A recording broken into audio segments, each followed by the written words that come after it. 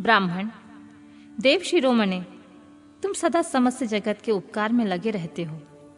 तुमने लोगों के हित की कामना से बहुत उत्तम बात पूछी है, जिसके सुनने से संपूर्ण लोगों के समस्त पापों का क्षय हो जाता है। उस अनामय शिव तत्व का मैं तुमसे वर्णन करता हूँ। शिव तत्व का बड़ा स्वरूप उत्कृष्ट एवं अद्भुत है। जिस समय समस्त चराचर जगत नष्ट हो गया था, सर्वत्र केवल अंधकार ही अंधकार था। न सूर्य दिखाई देते थे, न चंद्रमा, अन्य ग्रहों और नक्षत्रों का भी पता नहीं था। न दिन होता था न रात। अग्नि, पृथ्वी, वायु और जल की सत्ता भी नहीं थी। प्रधान तत्व से रहित सूना आकाश मात्र शेष था। दूसरे किसी तेज की उपलब्धि नहीं होती थी। अदृष्ट आदि का भी अस्तित्व नहीं था। शब्द और स्पर्श भी साथ छोड़ चुके थे। गंध और रूप की भी अभिव्यक्ति नहीं होती थी। रस का भी अभाव हो गया था। दिशाओं का भी भान नहीं होता था। इस प्रकार सब और निरंतर सूची मेद और घोर अंधकार फैला हुआ था। उस समय तत्वसद ब्रह्मा, इसी श्रुति में जो सत सुना जाता है, एकमात्र वही शेष था। जब यह, वह, ऐसा, जो इत्यादि रूप से निर्दिष्ट होने वाला भावात्मक जगत नहीं था, उसी समय एकमात्र सत ही शेष था, जिसे योगी जन अपने हृदय आकाश के भीतर निरंतर देखते हैं। वह सब तत्व मन का विषय नहीं है। वाणी की भी वहां तक कभी पहुंच नहीं होती। वह नाम तथा रूप रंग से भी शून्य है। वह न स्थूल है, न कृश है, न हस्व है, न दीर्घ है तथा न लघु, न गुरु। उनमें ना कभी वृद्धि नहीं होती, न हास्य। श्रुति भी उसके विषय में चकित भाव से है। इतना ही कहती है, अर्थात उसकी सत्ता मात्र का ही निरूपण कर पाती है। उसका कोई विशेष विवरण देने में असमर्थ हो जाती है। वह सत्य ज्ञान स्वरूप, अनंत परमानंदमय, परम ज्योति स्वरूप, अप्रमेय, आधार रहित, निर्विकार, निराकार, निर्गुण, योगी गम्य, सर्वव्यापी, सबका एकमात्र कारण, निर्विकल्प, निरारंभ, माया शून्य, उपद्रव रहित, अद्वितीय, अनादि अनंत, संकोच, विकास से शून्य तथा चिन्मय है। जिस परब्रह्मा के विषय में ज्ञान और अज्ञान से पूर्ण उक्तियां द्वारा इस प्रकार विकल्प किए जाते हैं, उसने कुछ काल के बाद द्वितीय की इच्छा प्रकट की। उसके भीतर एक से अनेक होने का संकल्प उदित हुआ। तब निराकार परमात्मा ने अपनी लीला शक्ति से अपने लिए मूर्ति आकार की कल्पना की। वह मूर्ति संपूर्ण ऐश्वर्य गुण से संपन्न, सर्वज्ञानीमय, शुभ स्वरूपा, सर्वव्यापिनी, सर्वरूपा, सर्वदर्शिनी, सर्वकारिणी, सबकी एकमात्र वंदनीया, सर्वज्ञा, सब कुछ देने वाली और संपूर्ण संस्कृतियों का केंद्र थी। उस शुद्ध रूपणी ईश्वर मूर्ति की कल्पना करके वह अद्वितीय, अनादि, अनंत, सर्व प्रकाशक, चिन्मय, सर्वव्यापी और अविनाशी परब्रह्मा अंतर्निहित हो गया। जो मूर्ति रहित परब्रह्मा है, उसी की मूर्ति भगवान सदाशिव है। अवाचनीय और प्राचीन विद्वान उन्हीं को ईश्वर कहते हैं।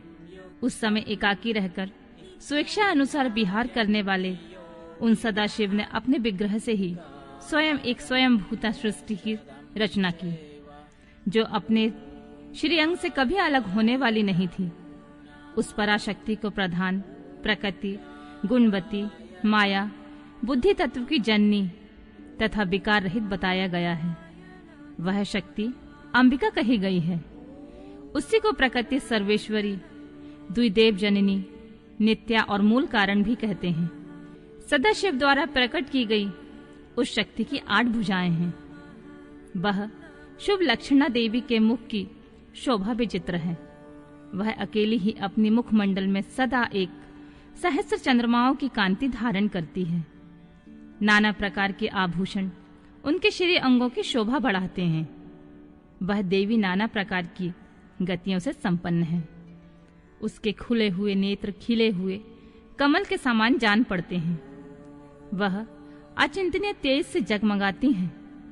वह सबकी योनि है और सदा उद्यमशील रहती हैं। एकाकिनी होने पर वह माया संयोग बस अनेक हो जाती हैं। वे जो सदाशिव हैं, वे परम पुरुष ईश्वर शिव, शंभु और महेश्वर कहते हैं।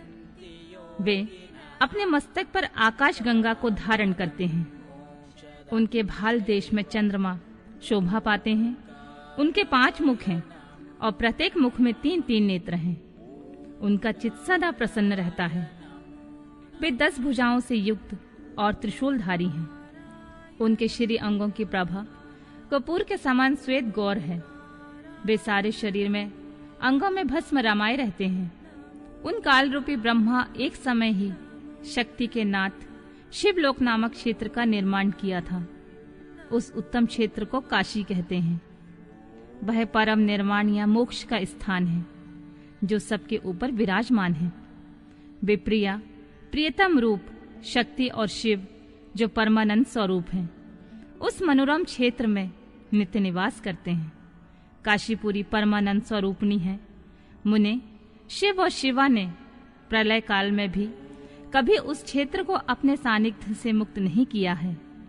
इसलिए विद्वान पुरुष उसे अविमुक्त क्षेत्र के नाम से जानते हैं। वह क्षेत्र आनंद का हेतु है। इसलिए पिनाकधारी शिव ने उसका नाम आनंद वन रखा है। उसके बाद वह अविमुक्त के नाम से भी प्रसिद्ध हुआ। देवर्षि, एक समय उस आनंद वन में रमण करते हुए शिवा और शिव के मन में यह इच्छा हुई कि किसी दूसरे पुरुष की भी सृष्टि करनी चाहिए, जिस पर यह सृष्टि संचालन का महान भार रखकर हम दोनों केवल काशी में रहकर इच्छा अनुसार विचरें और निर्वाण धारण करें। वही पुरुष हमारे अनुग्रह से सबके सृष्टि करे, पालन करे और वही अंत में सबका संहार भी करे। यह चित्त एक समुद्र के समान है। इसमें चिंता की उताल तरंगे उठ उठकर चंचल बनाए रहती हैं। इसमें सब तत्व गुण रूपी रत्न, तमोगुण रूपी ग्राह और रजोगुण रूपी मूंगे भरे हुए हैं। इस विशाल चित्र समुद्र को संकुचित करके हम दोनों उस पुरुष के प्रसाद से आनंद कानन काशी में सुखपूर्वक निवास करें। वह आनंद वन वह स्थान है जहाँ हमारी मनोवृत्ति सब ओर से निसिमट कर इसी में लगी हुई है तथा जिसके बाहर का जगत चिंता से आतुर प्रतीत होता है। ऐसा निश्चय ही शक्ति सहित सर्वव्यापी परमेश्वर शिव ने अपने वाम भाग से 10वें अंग पर अमृत मन लिया। फिर तो वहां से एक पुरुष प्रकट हुआ जो तीनों लोकों में सबसे अधिक सुंदर था। वह शांत था, उसमें सब तत्व गुण की अधिकता थी तथा वह गंभीरता का अथाह सागर था। मुने, क्षमा गुण से युक्त उस पुरुष के लिए ढूंढने पर भी कहीं कोई उपमा नहीं मिलती थी। उसकी कांति इंद्रनील मणि के समान श्याम थी। उसके अंग अंग में दिव्य शोभा छिटक रही थी और नेत्र प्रफुल्ल कमल के समान शोभा पा रहे थे। श्री अंगों पर स्वर्ण की सी क्रांति वाले 2 सुंदर रेशमी पीतांबर शोभा दे रहे थे। किसी से भी पराजित न होने वाला वह वीर पुरुष अपने प्रचंड भुज दंडों से सुशोभित हो रहा था। तदंतर उस पुरुष ने परमेश्वर शिव को प्रणाम करके कहा, स्वामिन, मेरा नाम निश्चय कीजिए, काम बताइए। उस पुरुष की यह बात सुनकर महेश्वर भगवान शंकर हंसते हुए मेघ के समान गंभीर वाणी में बोले, वत्स, व्यापक होने के कारण तुम्हारा नाम विष्णु नाम से विख्यात हुआ। इसके सिवा और भी बहुत से नाम होंगे जो भक्तों को सुख देने वाले होंगे। तुम सुस्थित उत्तम तप करो, क्योंकि वही समस्त कार्यों का साधन है।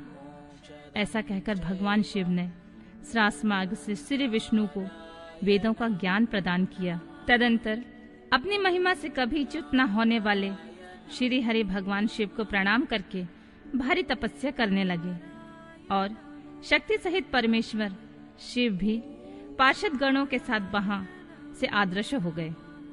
भगवान विष्णु ने दुधीर काल तक बड़ी कठोर तपस्या की। तपस्या के परिश्रम से युक्त भगवान विष्णु के अंगों से नाना प्रकार की जल धाराएं निकलने लगीं। यह सब भगवान शिव की माया से ही संभव हुआ।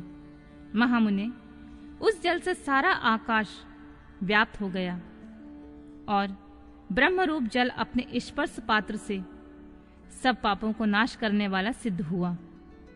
उस समय थके हुए परम पुरुष विष्णु ने स्वयं उस जल में शयन किया। वह दीर्घ काल तक बड़ी प्रसन्नता के साथ उसमें रहे। नार अर्थात जल में शयन करने के कारण ही उनका नारायण, यह श्रुति सम्मत नाम प्रसिद्ध हुआ। उस समय उन परम पुरुष नारायण के सिवा कोई दूसरी प्राकृत वस्तु नहीं थी। उसके बाद ही उन परमात्मा महात्मा नारायण देव ने यथासंभव सभी तत्व प्रकट हुए। महामते, विद्वान, मैं उन तत्वों की उत्पत्ति का प्रकार बता रहा हूँ। सुनो। प्रकृति से महत्व प्रकट हुआ। महत्व से 3 गुण। इन गुणों के भेद से ही त्रिविध अहंकार की उत्पत्ति हुई। अहंकार से 5 तन्मात्राएं हुई और उन तन्मात्राओं से 5 भूत प्रकट हुए।